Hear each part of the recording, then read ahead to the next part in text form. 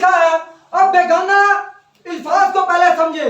यह शख्स इधर बैठा हुआ है और एक इसके घर में एक शख्स आता है, दरवाजे को खटखटाता है, लॉक करता है और ये शख्स जाता है दरवाजा खोलने के लिए। दरवाजा जब खोलता है तो वो शख्स इसके जानने वाला नहीं होता। वो शख्स इसके कहता है मैं अंदर आना चाहता हूँ, मैं अंदर आना चाहता हूँ। ये कहता है कि मैं तुझे जानता ही नहीं, तू कौन है भाई? ये वो शख्स उसको भगा देता है, चला जाता है। फिर अपनी जगह पर बैठ जाता है, फिर खटखटाया जाता है दरवाजा, फिर दरवाजा खोलने जाता है और जब दरवाजा खोलता है इसका होता है क्या? दोस्त। और अपने दोस्त को कहता है बेटा अंदर आजा, मेरे साथ बैठ। अब पहले वाले शख्स को इसने क्यों भगा दिया? अनजान था, बेगाना था, अजनबी था, अजनबी था। अब सवाल है पूरी दुनिया के लिए अजनबी था कि इसके लिए? इसके लिए वो अजनबी शख्स था, बेगाना शख्स था, इसलिए इस शख्स ने उसे भगा दिया। अब बैठ जाओ। तो जैसे वो शख्स जो पहले आया था एक ही शख्स के लिए बेगाना और अजनबी था, ऐसे पलूस भाई इधर कहते हैं कि जो यानी कि बेगाना जुबान में बातें करते हैं वो आदमियों से बातें नहीं करते, इसलिए इसकी कोई नहीं समझता। और सबसे पहले अगर इसकी कोई नहीं समझता तो ईमान की किताब में जितने हवाले पढ़े गए वहां पर लोगों ने बात को समझा कि नहीं? 3 जगह पर हवाले कोट किए गए। फिर पलूस भाई क्या बोल रहे हैं? जहाँ कहते हैं उसकी कोई नहीं समझता, जो बेगाना जुबान में बातें करते हैं, तो ईमान की किताब दूसरे बाब में क्यों समझी गई? ईमान की किताब उसके 10वें बाब में क्यों समझा गया? ईमान की किताब उसके 19वें बाब में क्यों समझा गया? फिर पलूस भाई अगर ना समझी जाती, पूरी दुनिया में यह जुबान ना ही समझी जाती, तो पलूस भाई क्यों कहते हैं कि इस जुबान का तर्जुमा भी करो? क्या पलूस भाई तो फिर ये घुमा रहे हैं? एक जगह कहते हैं तो कोई नहीं समझता और दूसरी जगह कहते हैं इन जुबानों का क्या करो? तर्जुमा भी करो। अब वो क्या रहा था करंथियोस की कलीसिया के अंदर? सबसे पहले जब हम किसी इस्तबाक को पढ़ते हैं, उस इस्तबाक का, उस जगह का हिस्ट्री को मालूम होना जरूरी है। करंथियोस एक ऐसा शहर था जैसे कराची है, मुख्तलिफ बोली बोलने वाले लोग हैं, तरह तरह की जुबानें बोलने वाले लोग हैं। और पौलुस रसूल सबसे ज्यादा बेगाना जुबानें जानता था। कौन थी बेगाना जुबानें? जो लोग जानते थे वो जुबानें पौलुस भाई जानता था। और उसने करंथस शहर का चुनाव इसलिए किया क्योंकि रसूल मुकद्दस पौलुस रसूल गैर कौमों के लिए चुने गए थे। और वहां पर करंथस के शहर के अंदर वहां पर यानी कि गैर कौमों के लोग, इधर के लोग, उधर के लोग, मुख्तलिफ जुबानों के लोग आते थे। और वहां पर हो क्या रहा था? लोगों को जब नबूवत मिलती थी, लोग ऐसे उठकर बोलना शुरू हो जाते थे। कौन सी जुबान में बोलना शुरू हो जाते थे? वही जुबान जो लोगों की समझ आती थी।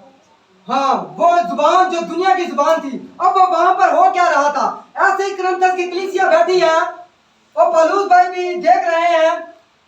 यहाँ पर मैं बोल रहा हूँ जैसे एक बंदा नबूवत करना, उठकर नबूवत करना शुरू होता है, यानी कि जब पुलिस वाला उठता है, जब खुदा पर ईमान ले आता है, उस पर नबूवत उतरती है। क्योंकि 9 नेमतों में से एक नेमत कौन सी है? नबूवत की नेमत है। नबूवत उतरती है, वो जापानीज जुबान में ही शुरू हो जाता है। वेद के बातें बयान करना शुरू हो जाता है, कलाम की बातें बयान करना शुरू हो जाता है। वो पौलुस के भाई कहता है कि बेटा तू बोल तो रहा है बेगाना जुबान में, मगर तेरी कोई नहीं समझ रहा। यहाँ पर मुझे कोई निकाल के बात बता दे कि इस आयत में लिखा हो कि दुनिया में कोई नहीं समझ रहा। इसलिए मैंने वो डेमो करवाया कि उस शख्स के लिए, एक शख्स के लिए वो बेगाना था, पूरी दुनिया के लिए बेगाना नहीं था। वहां पर जब जुबानें बोली, यानी कि जो जापानीज वाला जापानीज में बोल रहा था तो कोई समझ नहीं था रहा। जैसे अगर मैं जापानीज बोलूं तो आप समझोगे? तो पौलुस भाई कहता है कि बेटा तेरी कोई नहीं समझ रहा। अब ये फिर आगे कहता है तू तो खुदा से बातें कर रहा है, यानी कि अपनी हिसाब से, अपनी रूह से तो तू खुदा ही से बातें कर रहा है। ये भी टोंट मारा पौलुस में कि कहता तुझे पता नहीं। इसलिए पौलुस आगे लिखता है कि तू अकल से भी गा और रूह से भी गा, यानी कि तेरी अकल काम करे कि तो तेरे सामने कौन सी जुबानें वाले लोग हैं, तूने बोलना क्या है। और कहता तू तो वेद की बातें कहता है, तू तो हालांकि जापानी जो खुदा का कलाम पेश कर रहा है, मगर तेरी कोई नहीं समझ रहा, तू तो फिर खुदा से बातें कर रहा है। और अभी भी ऐसा होता है, जब कोई बात करता है तुम बात करते जाते अगर कोई ना सुने तुम क्या कहते हैं? वो तू किन्ना गल्ला करेंगे, वो तू पता नहीं कंधा ना गल्ला करेंगे, कई कंधा ना गल्ला होंगे। तो यही पालूस भाई टोट मार रहा है। विशाल भाई साबित करो, यही हवाला जरा पढ़े पहला करंथियों उसका 14वां बाब उसकी 9 है। अब यहाँ पर पालूस भाई कहते हैं, वहां पर कहते हैं तुम खुदा से बातें करने वाले ठहरे, और यहाँ पर क्या कह रहे हैं जरा सुनिएगा। ऐसे ही तुम भी अगर जुबान से वाजे बात ना कहो तो जो कहा जाता है क्यों कर समझा जाएगा, तुम हवा से बातें करने वाले ठहरो। यहाँ कहता है कि तुम हवा से बातें करने वाले ठहरोगे, वह कहता है तुम खुदा से बातें करने वाले ठहरोगे।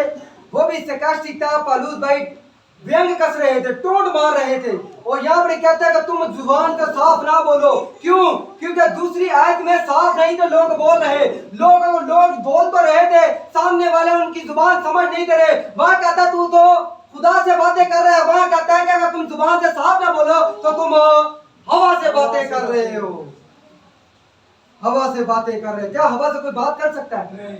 तो यही बात है, वहां पर खुदा से बात करने का मतलब ये नहीं कि खुदा से कोई ऐसी जुबान में बात कर रहे हैं, रबा रबा शबा ऐसी कोई जुबान में बात की जा रही है। वहां पर कलाम हो रहा है, और यहाँ पर भी कलाम के बारे में बात की जाए, जो जुबान बेगाना जुबानों में बातें करे। यहाँ पर भी जो ग्रीक शब्द है ग्लोसा इस्तेमाल हुआ है, strong number 1100 the tongue of the nation, दुनिया की जुबानों की बात हो रही है। अब कलीसिया का इंतजाम, कलीसिया का हुक्म क्या है? अब जरा मैच कीजिएगा, ये आखिरी बात है। आज की कलीसिया की गैर जुबान और जड़ के कलाम मुकद्दस की गैर जुबान। अब जरा ये आखिरी रेफरेंस है, जरा पढ़े। करे कलीसिया में गैर जुबानें बोलनी हो तो कैसे बोलनी है, जरा पढ़े। पहला करंथियों उसका 14वां बाब उसकी 26वीं आयत से जरा पढ़ना शुरू कर दो। बस ए भाइयों क्या करना चाहिए? ये इस्तबाक जरा गौर से सुनिएगा। बस ए भाइयों क्या करना चाहिए? जब तुम जमा होते हो तो हर एक के दिल में मज़मूर या तालीम या मुकाशफा या बेगाना जुबान या तर्जुमा होता है, सब कुछ रूहानी तरक्की के लिए होना चाहिए। अब यहाँ पर भी बेगाना जुबान का जिक्र आया है। अब ये बेगाना जुबान में दुआ हो रही थी कि कलाम हो रहा था। अब यहाँ पर होने लगा दूध का दूध और पानी का पानी। साफ लिखा है कि इन जुबानों में कलाम हो रहा था। पढ़े जरा। अगर बेगाना जुबान में बातें करना हो तो दो या ज्यादा से ज्यादा तीन शख्स बारी बारी से बोलें। बेगाना जुबान में बातें करना हो तो क्या करे जी? दो करके यानी ये बारी बारी से बोले।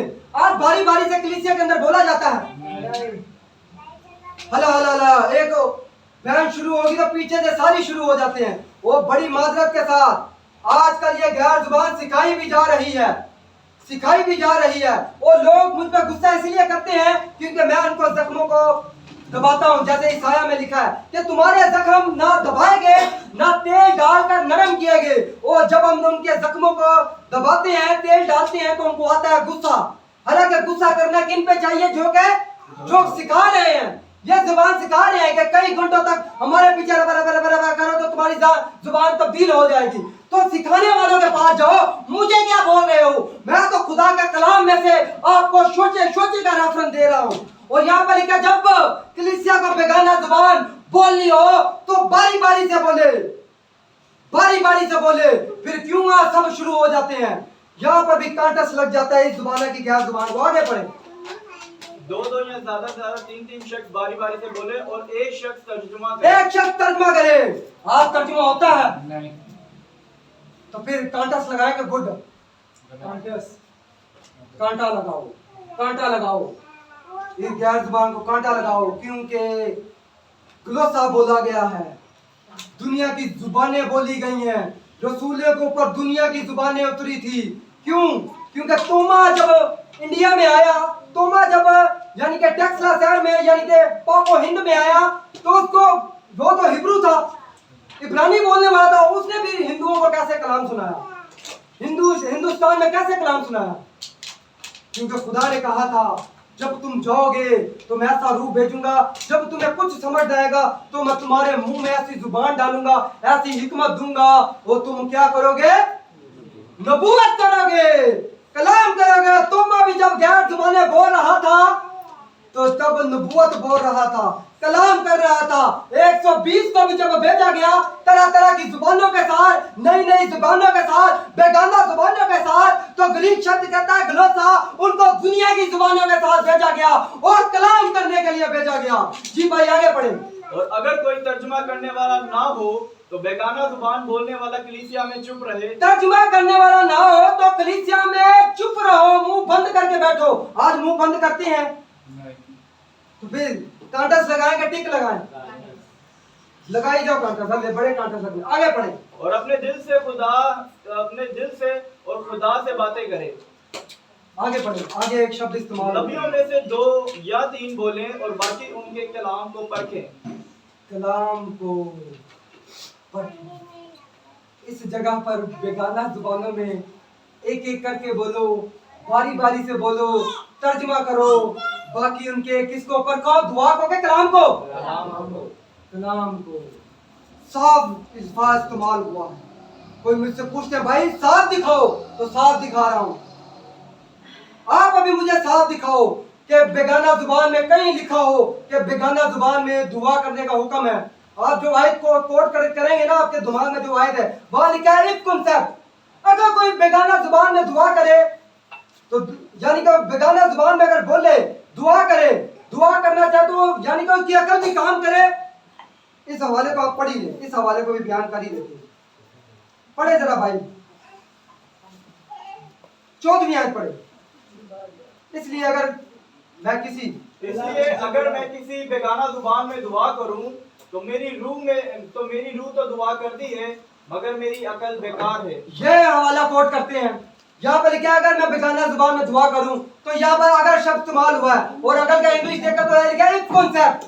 यहाँ पर हुक्म नहीं दुआ करने का, इफ कॉन्सेप्ट। अगर ऐसा हो तो मेरी यानी कि मैं बेगाना जुबान में दुआ कर रहा हूँ, मेरी अकल बेकार है। अब ये हवाला रख के चुप हो जाते हैं और आगे उसका आंसर तो पढ़ते नहीं। पालूस भाई क्या क्या कहता है, क्या जब तुम बेगाना जुबान में दुआ करो तुम्हारी अकल बेकार हो, तुम्हें समझना है? नहीं, ऐसा कुछ नहीं कहता है। पालूस भाई क्या क्या कहते हैं, आगे लिखेगा, पढ़े। बस क्या करना चाहिए, मैं रूह से भी दुआ करूंगा और अकल से भी दुआ। पालूस भाई कहते हैं जब जुबानें बोलो तुम्हारी अकल ना बेकार हो, तुम अकल से भी गाओ और रूह से भी गाओ। कहीं नहीं लिखा बेगाना जुबान में दुआ कर। जुबान पहले आए, जुबान तो उतरी नहीं, जुबानें उतरी थी। सिंगुलर नहीं, प्लूरल उतरा था, जमा, तरह तरह की जुबानें उतरी थी। और आपको पता है पालूस भाई जो जब जुबान बोली जाती है और कोई अल्फाज समझना है, पालूस भाई उन्हें कहता है कि तुम बारबेरियन हो, यानी कि क्या हो, जंगली। ये भी रेफरेंस पढ़ सकते हैं, जरा पढ़िएगा। बस अगर मैं किसी बेगाना जुबान के मायने ना समझूं तो बोलने वाले के नजदीक अजनबी हूँ। अजनबी उर्दू में इंग्लिश में पढ़े बारबेरियन, और बारबेरियन का जब आप गूगल में सर्च करोगे तो लिखा है तुम जंगली हो। अगर किसी आप कोई जुबान बोलते हैं उसके मायने नहीं समझते तो पालूस भाई कहता है जंगली हो। मेरा गिलेबान नहीं पकड़ना, पालूस भाई कहता है कि तुम जंगली हो। क्यों नहीं समझ रहे? समझना हाँ जरूरी है, कलाम को समझना जरूरी है। तो प्यारे भाइयों, जो गैर जुबानें उतरी वो दुनिया की उतरी थी और पर्पस एक था उन जुबानों में कलाम होने का। अब विशाल भाई ये कड़वा बीज कहाँ से आया? जब वो चार्ट लेके आया जो मैंने बनाया था, वो चार्ट लेके आया। अभी आप अपने घरों पे जाके, जब मैंने ये बात सुनी तो मैंने भी इसको 7 महीने रिसर्च किया है और फिर बोला है। अब जब चार्ट लेकर आए, अब जरा चार्ट लेकर आए, ये आप गूगल में अपने अपने घरों में देखिएगा और रिसर्च लाजमी करिएगा, परखिएगा। जरा चार्ट लेके आए आपने पर। ये पहली बार जुबान जो रबा रबा शबा शबा कहते हैं कि आसमानी जुबान है, फरिश्तों की जुबान है, ये सब झूठ है। ये सबसे पहले कहां से ये कड़वा बीज बोया गया, ये है हिस्ट्री। ये नोट करने, सब लिख ले। द असूजा स्ट्रीट रिवाइवल इस सन में बोली गई, अप्रैल 1896 में वेडनेसडे का दिन था। मॉर्निंग में इनको एक पास्टर ने कहा कि ये तो बाइबल की कुछ टंग बोल रहे हैं, यानी कि ये ऐसी जुबान बोल रहे हैं जो फरिश्तों की जुबान है। अब वहां पर हुआ क्या था, ये आर्टिकल मैंने गूगल में से देखा है। आप भी दे सकते हैं। कदीम जुबाना। जी सर। ये 96 का आप जिक्र कर रहे हैं। जी जी जी। मैंने इसको 85 में सुना। 85 में जी। भाई के लिए तो फिर बहुत अच्छी बात। तालियां। 1985 में हमारे कुरंगी में एक मतलब ये आए थे, तंजीम थी, उनको मैंने खुद अपनी आंखों से मतलब देखा है। मैंने अपने बेटे को बताया, जमाल मेरा बेटा है, कुरंगी से आए, आपने तारुफ नहीं करवाया है उनको, चलो वो अलग बात है। लेकिन हम लोग भी बड़ा शौक रखते हैं और हमें बहुत लगन है कि खुदा का सच्चा कलाम जो है ना वो समझा जाए, क्योंकि 2026 साल हो गए आज तक ऐसी दुनिया चल रही है। बस बड़े बड़े बिशप, बड़े बड़े प्रोफेसर, कभी किसी ने आज तक जिक्र नहीं किया, और एक बंदा खड़ा हुआ है, खुदा सुनता है आपकी। ये है पहली बात जहाँ पर ये पहला बीज बोया गया है। अब हुआ यहाँ पर ये था, उसका नाम है, उस शख्स का विलियम पास्टर का नाम विलियम था। वो उसके चर्च में एक जापानीज औरत आई थी, उसको 2 जुबानें आती थी। वो जुबान बात करते करते उनकी जुबान में जहाँ पर वो गई थी, दुआ करते करते उसने अपनी मदर टंग में दुआ करना शुरू कर दी। यानी कि जैसे मैं उर्दू में दुआ कर रहा हूँ, उर्दू में दुआ करते करते मैंने पंजाबी में दुआ करना शुरू कर दी। और उस शख्स को पंजाबी आती नहीं थी। वो समझा कि ये तो वो जुबान है जिसके बारे में पौलुस ने जिक्र कर दिया, जो कि ईमाल की किताब में उतरी है। यहाँ से ये धोखा स्टार्ट हुआ है, यहाँ से धोखा स्टार्ट हुआ है। और ये जहाँ मरकज की इंजील, ईमाल की किताब पहला कलाम, जहाँ पर जितने रेफरेंस आप देखोगे ग्रीक शब्द गैलिक्सटो इस्तेमाल हुआ है। इसका भी गूगल आप पिक्चर लें, गूगल में इसके रिसर्च करें। इसकी डेफिनेशन है the tongue of the nation, the tongue of the nation.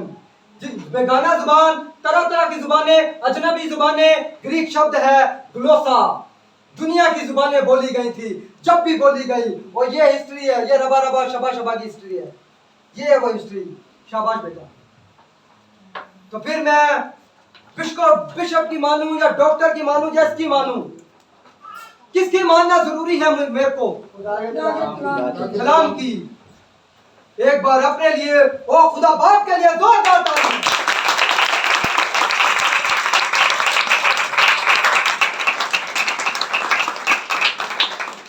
बताने का मेरा मकसद ये था आप सबको कि ऐसी कोई जुबान नहीं।